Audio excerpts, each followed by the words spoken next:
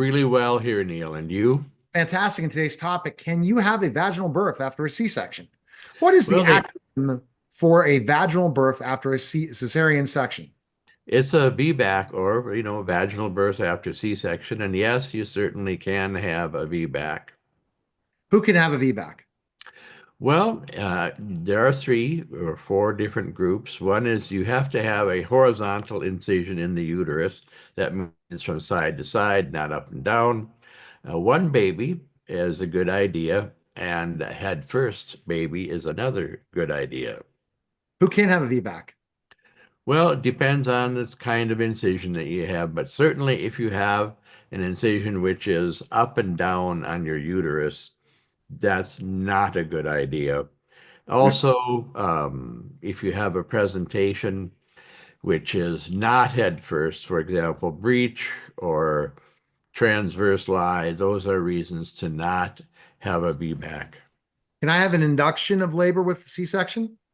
Well, yes, you can. Years ago, we weren't so certain when we started doing this in the late 70s, but over time, we've realized that it's perfectly safe to have an induction. And of course, most of these inductions would be Pitocin and in the hospital. What are the risks of having a VBAC?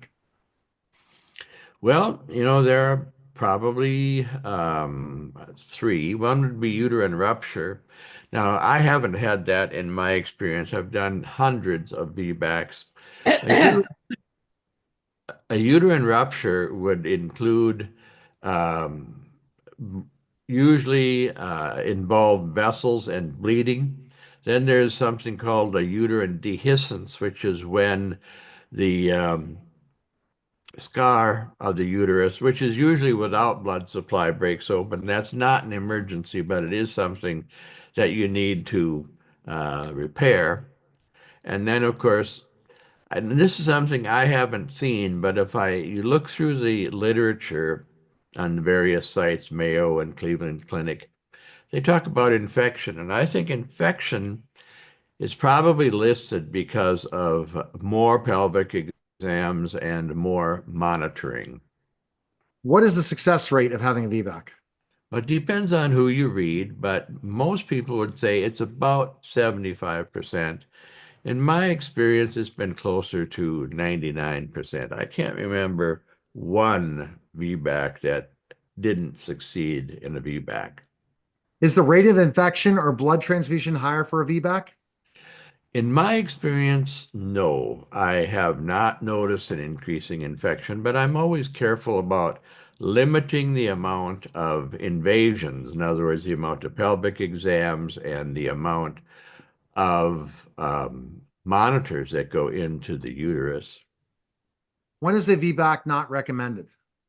Well, obesity, preeclampsia, large baby, a baby that's not head first, and this one kind of surprises me. If you have an incision in your uterus, that in other words, your previous C-section is less than 19 months old. What happens if the uterine ruptures occur? Well, you can have a dehiscence, like I said. That's just a breaking apart of the old incision, and it's usually not an emergency. A rupture would be an emergency. It would probably involve bleeding and then possibly fetal distress. Is a VBAC safer than a repeat C-section? Absolutely. This has been known for many, many years. So certainly, if you have the choice of having a VBAC, take it. All right, the best place to go is worlddocallen.com and pick up Pregnancy Away available today on Amazon. Thanks, Doc. Thank you, Neil. All right, that was the World Doc.